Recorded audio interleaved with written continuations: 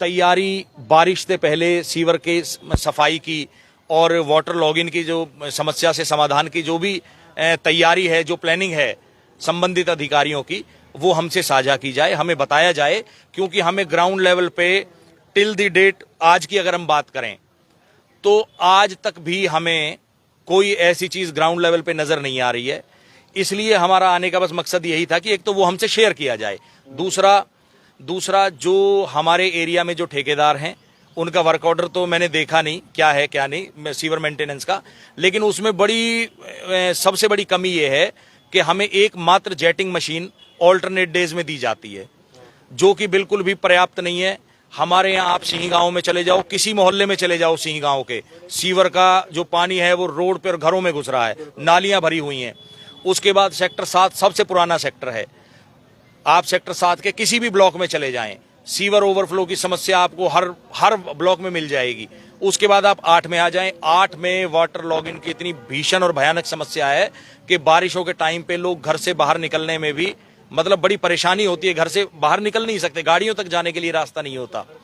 तो strong water है, harvesting है, जो भी रोड गली वगैरह है इनकी सफाई करवाई जाए, और जो भी अपना जो सीवर की मशीन के लिए जो हमें परेशानी हो रही है, जो टेंडर दिया है उसको भी उस पर विचार किया जाए कि इस समस्या का समाधान कैसे किया जा सकता है।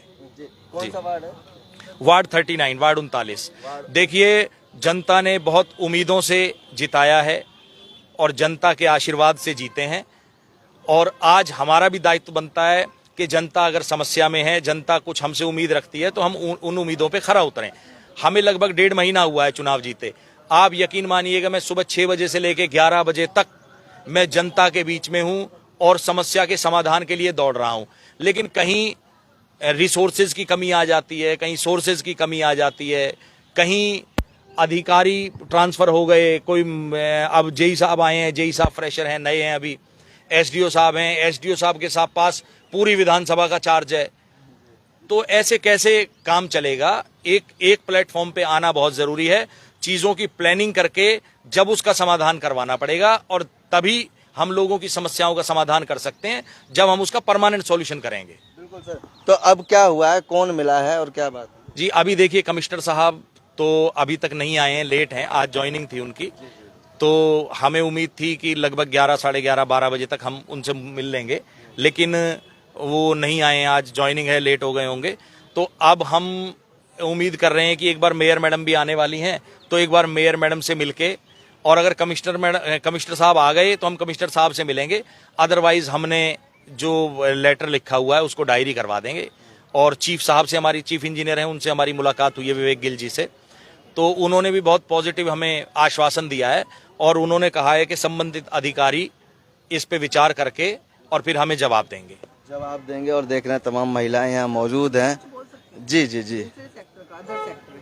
अच्छा, वो भी आपकी भी समस्या ही है ना दूसरे सेक्टर से? बहुत ज्यादा। जी बिल्कुल बिल्कुल। सब मैं सेक्टर 23 के 1108 ग्राउंड फ्लोर में रहती हूँ पिछले 38 साल से।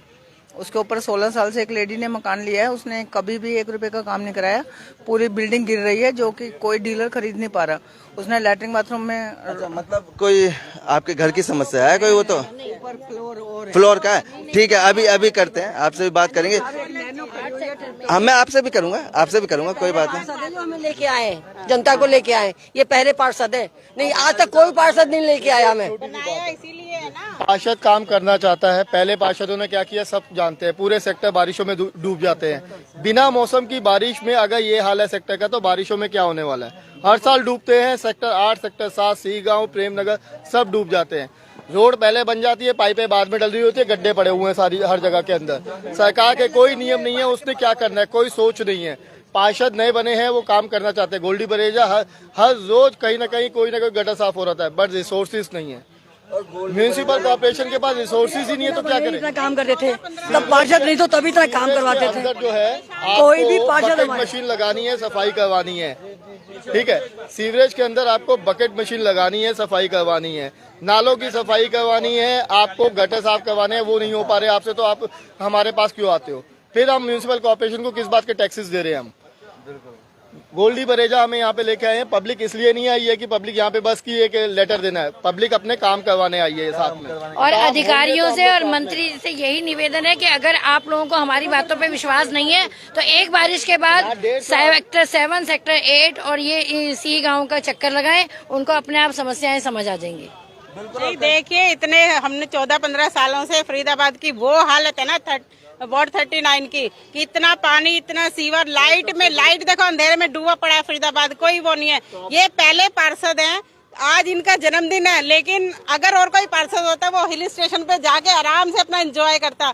लेकिन ये देखो हमारे साथ खड़े, हमारी समस्याओं को लेकर कि हमारी समस्याओं का समाधान कर सके, तो ऐसा पार्षद तो हमारे लिए ना सौभाग्य की बात है। और अगर वो आज तो अधिकारियों को ये समझना चाहिए कि जब पार्षद इतनी वो कर रहे हैं, मेहनत कर रहे हैं, जद्दोजहद कर रहे हैं, तो उनको भी हमारा साथ देना चाहिए और हमारी समस्याओं का समाधान करना चाहिए। देखो, जैसे मैडम ने कहा है कि आज गोल्डी भाई का जन्मदिन है और जन्मदिन पे भी वो संघर्ष कर रहे हैं, तो आज एमसीएफ की तरफ से, कमिश्नर साहब की तरफ से, सारे सीनियर जो हमारे गवर्नमेंट एम्प्लॉइज हैं, इनकी तरफ से गोल्डी बरेजा को ये तोहफा होना चाहिए कि उनकी वार्ड को चमकदार बना देना चाहिए, चकाचौंध कर देना चाहिए।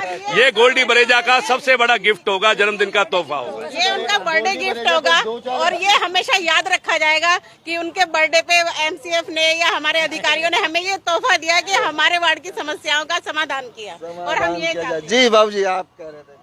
हाँ जी, मैं अरुण चौहान RWA का प्रेसिडेंट हूँ, स्कूल ब्लॉक से। आपसे एक बार पहले भी मुलाकात हुई है टी पॉइंट पे, और उससे पहले भी एक बार आपको पानी दिखाया हमने।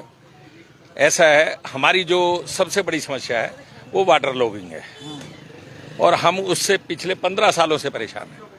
मकान नंबर 1390 से लेके और 1620 तक पानी होता है, लोग अपने घर से बाहर नहीं निकल पाते हैं, और इतनी बुरी हालत में जी रहे हैं हम कि लोग आखिर ये कहते हैं कि हम मकान बेच के चले जाते हैं जवान साहब, यहाँ अगर हल नहीं होता तो। यहाँ तक भी हुआ है, आपने 2 बार कवरेज दी है हमें इस बात पे, और मैं एक बार चाहता हूँ फिर आओ आप मेरे पास। बिल्कुल सर, बाबू जी बिल्कुल आएंगे। हमारे लोग तो सेक्टर में से जा चुके हैं, तो वहाँ सोसाइटी में रहना पसंद कर रहे हैं। वो उसका कारण यही है कि पानी इतना भरा, वाटर लॉगिंग और सीवरेज की समस्या। जबकि ये हमारे जो प्रधान जी हैं फिर भी लगे रहते हैं, करते रहते हैं। इतनी मतलब इनके प्रधान बनने से इतनी समस्या का तो समाधान हुआ है कि जैसे जो रोड पे सीवर बहते थे, ये दिन हो रात हो दोपहर हो कभी भी हो, ये खड़े होते हैं, खुद 4-4 घंटे खड़े होके ये साफ करवाते हैं। दिखाया है जी, हम खुद गए हैं, हमने 2-2 बार दिखाया। जो है अपना जन्मदिन छोड़ के यहाँ संघर्ष कर रहा है, कोई नॉर्मल वोटों से नहीं जीते, एक बहुमत से जीते हैं। पर क्यों सरकार साथ नहीं दे रही, उसका रीजन है क्योंकि निर्दलीय है।